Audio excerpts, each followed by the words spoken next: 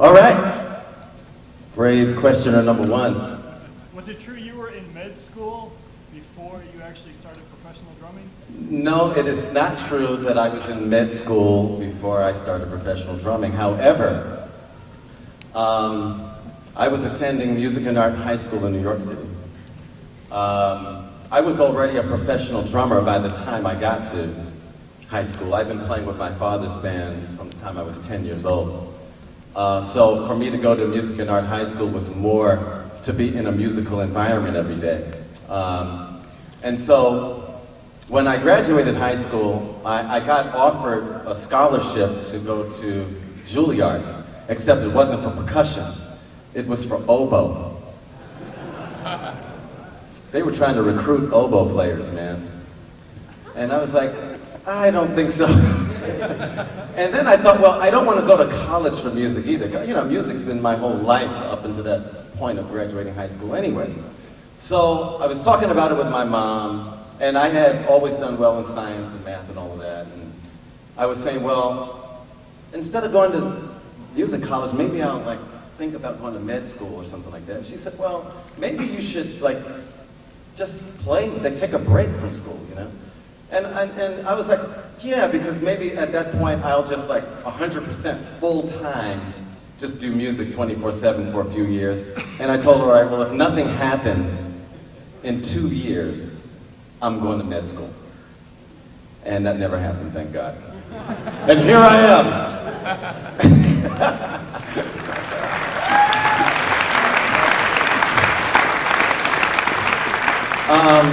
Which is interesting because what you realize is that no matter what it is that you're doing in life, it takes 100% commitment. You know what I mean? Whether you're a doctor, a pilot, a musician, a teacher, you know, you start to realize that it's about your attention and your focus that, you know, kind of delivers you to where you want to go in life, you know. And I think because I kind of dived into it head first, you know, not thinking about safety net, not thinking about anything, just like, this is something that I absolutely love, and, you know, I'm just gonna like go for it, you know. So I would just say that to everybody who is contemplating a career in music, but not just music though, anything. It's gonna be really about 100% of your attention, 100% of your concentration, your heart, and everything into whatever it is. So take that to the bank with you. Oh yeah, yeah. Okay, no worries, man. He's asking about a story that I just told. Actually, about a couple of hours ago, there was a really interesting discussion with the drummers of Weather Report. Did any of you guys make that drummers of Weather Report thing? Yeah. What a beautiful opportunity to get together with those guys. And you know, we've all known each other over the years, but it's really a gas to get together and hear their stories about being in Weather Report. And this gentleman asked about my first nerve-wracking rehearsals with Weather Report. And you know, basically, this is a dream gig for me when it came down. I had been a fan up until that point. So to get that phone call, you know, like really blew my mind. So I'm all ready to like, you know, play this Weather Report music. I show up at the rehearsal. I know every Weather Report song. And of course, they played every Weather Report song I knew with a completely new and different arrangement, so then I didn't know anything. But it was a great adventure. But then there was a bunch of new music. And what would happen was that Joe would give you a chart, or Wayne would give you a chart, and we'd play like maybe the chart down one time, go stumbling through it the first time, and then Joe would say, all right, let's take a break. And I'm going, okay, well, maybe I'll sit here and kind of look over this chart a little more. After all, the first gig is about a week from now, right? So an hour goes by. I think we're going to go back to the chart that we only played one time. He goes, let's put up this other chart and play that. And I'm going, but what about this first chart? We didn't know. So we play about a half of that chart. Let's take a break for lunch. I'm like, I'm never going to learn this music. You know, it's like, you know, when is this good? You know, and then after lunch, you know, we played, you know, a third of another chart. That was the first day. I said, well, it'll be better tomorrow. And this kind of went on all week. For that 1 week of rehearsal that we had to prepare for that very important gig, to make matters worse, they informed me that Leonard Feather, jazz critic, would be sitting in the front row at the first gig. So that really, you know, got me extremely nervous. But then the first gig comes, and it ends up being a really, really beautiful gig. And when I reflected on the prior week of playing a half a chart and taking a 2-hour break for the whole week, what I realized was that when we weren't rehearsing, we were still rehearsing. Because the most important aspect, like I said earlier, is communication. And what better way to get to know some guys in a new band than to break bread with them, than to talk with them, play a little bit of music, go hang out some more. And we were actually rehearsing the whole time. It was like, what I realized was it wasn't about what we were playing, it was about what we were saying on stage behind our instruments. So that was a beautiful lesson for me, and every conversation we had that week, we finished on stage. So thanks for bringing that up. How did I get the David Bowie gig? My dear friend Nile Rodgers, record producer, band leader, guitarist. How many of you guys remember a disco funk band from the late 70s, early 80s called Chic? Anybody remember Chic? You don't know the name of the band, you know the songs. Freak out! The freak says Chic. Freak out! Everybody knows that, right? And Good Times, you know, very famous bass line in hip hop.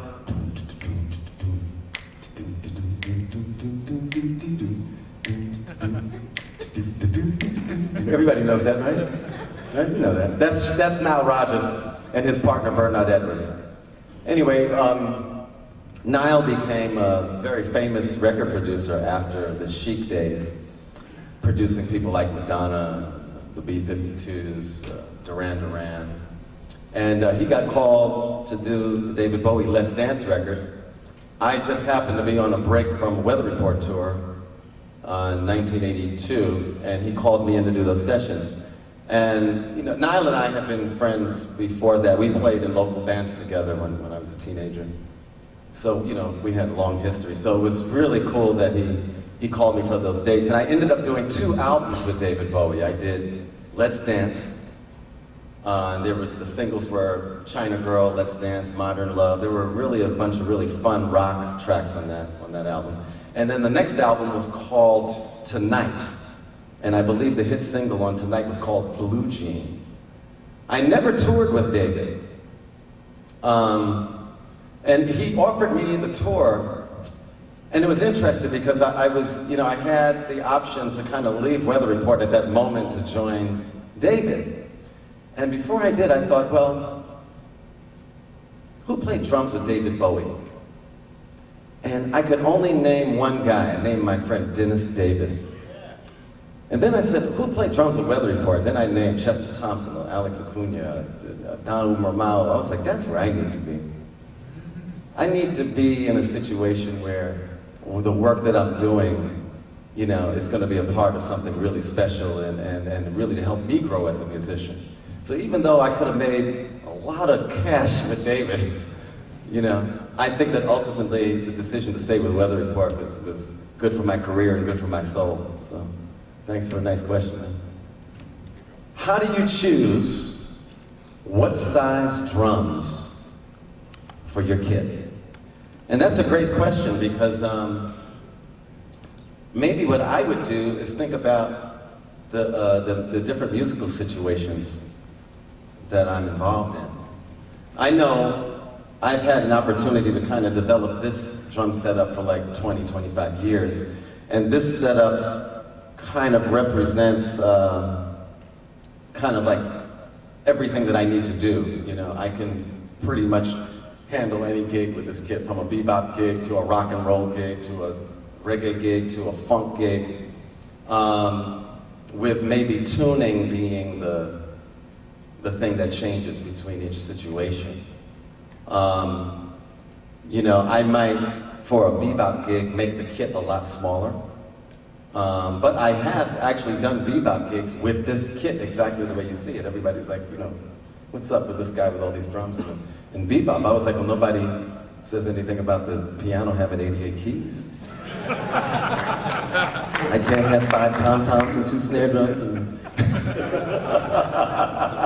got 88 keys. So the idea is using your gear in a tasteful way. That's really what it is. And you know, so in choosing your equipment, consider the music that you're playing, primarily. And then secondarily, what are you doing? And what are the tuning needs? And what is the, you know, the dynamic need for the music? You know what I mean? Do you need, if you're playing primarily rock, you might need that bigger snare drum, a slightly bigger bass drum. But if you're dividing your time between rock and funk gigs, then maybe you might want to augment that kit with a different snare drum. You know what I mean? Same with cymbals. And I think that, you know, most professional and semi-professional drummers agree that after a while, you start to accumulate different snare drums and different cymbals, and you kind of interchange them. Isn't that right? All you guys out there, pro drummers out there? So then we get our little collection of snare drums and stuff like that. And then once you've chosen the drums, take time to experiment drum heads with drumsticks, because all of these things are also a factor in your sound and what you pull out of the kit. Even the beaters on the kick pedal, all these things matter. And make yourself sensitive to the possibilities of tone with your instrument. The beautiful thing about drum set is there's a lot of music there, man, a lot of tones. From the bass drum all the way up to the splash cymbal and everything in between. You know? A lot of possibilities there. Thanks, man. Right there. Wow. That's a good question. He says, you've obviously played a lot of styles. How would your mindset be different if you were going into, say, a rock audition as opposed to an R&B audition or something like that? That's a great question, because what you realize is that all of these musics have their attitude that accompany it. You know, there's a posture and an attitude and a vibe for rock, for R&B, and for, you know, all these different styles. And maybe the drummer has probably one of the hardest transitions, you know, because drumming being so physical, you know, it requires that your whole body readjusts to some of these styles. You know, the attitude and the posture of a reggae drummer is very different from the attitude and the posture of a rock drummer. So if I were doing these sort of auditions, I would actually mentally prepare myself with those things in mind. And again, we talked about configuring the drum set properly. And you know, if I'm bringing my own stuff, I'm going to bring the appropriate drums for different things. You know what I mean? Probably the drum that works at the rock audition is not going to work at the R&B audition, unless I alter the tuning in a certain way. You know what I mean? But definitely, it's about the attitude. That's what I would say. The main difference between these music is the physical adjustment and the attitude. Can I talk about how I perceive time? Is that what you said? Wow. How do you perceive time? Well, I think I understand what your question is.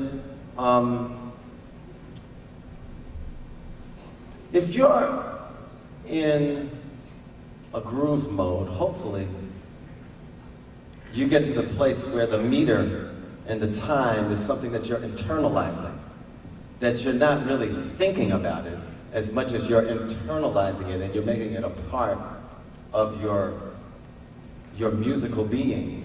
You know what I mean? Somebody can count off a tempo to you, and it's right here, 1, 2, 3. And it could just be simply that. Or you can think about the groove that you're about to play, depending on what it is, and when somebody counts off a tempo to you, you immediately kind of quantize that thing in your brain, and while they're counting, you actually hear the groove happening. You know what I mean? You actually hear the whole thing. And I know a lot of times when I'm playing, I have to mentally kind of zone in on not only the tempo, but the intention of the groove. You know? And once I've done that, now I can start to internalize that. So the idea is to really, once you know what a tempo or a meter is to internalize it, to make it a part of your body, and then ride that feeling so that you're not thinking about it as much as you're feeling about it. You know what I mean? I think that's really the main thing in dealing with time, tempo. On a more practical level, of course, there's always practicing with clicks and things like that, which is very, very cool. I've been singing for my whole career. Even when I was young, a lot of times I was playing drums and singing lead, or a lot of the gigs I've done, people have hired me to play drums and sing background. Yeah, so singing has been a part of my life forever, and I definitely advocate drummers taking singing lessons, not because I think they want to be singers or they have to be singers, but I think there's a breathing technique there that is very, very advantageous for drummers. And I think that one of the main things about staying relaxed while you're drumming is to keep your breathing constant and normal. I've seen situations where a lot of drummers hold their breath. Once you hold your breath, lack of oxygen in the bloodstream forms, lactic acid buildup, and the next thing you know, you're tense and you're tight, and you can't play anything you're thinking of. On the other hand, when the breathing is constant and relaxed, you find your center, and you stay in the flow. So,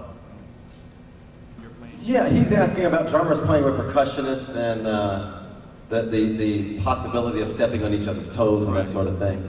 Well, what I would say is that the most successful partnership between the drummer and the percussionist, and really the drummer and anybody else in the band, is the fact that everybody's listening. Because if everybody is listening to each other, then that's never an issue. If you've got a bunch of guys on stage playing for themselves, there's going to be the possibility of lots of train wrecks. But when everybody's, like I said, on the same mission musically, and everybody's connected to the idea musically, then we're not playing for ourselves anymore. Instead, we're playing for what the music needs. And that means that if I hear something happening over here, I'm going to allow that person room to kind of get that idea off and maybe play something to enhance what they're doing. So really, as musicians, I've discovered the best musicians I know are probably the best listeners. You know what I mean?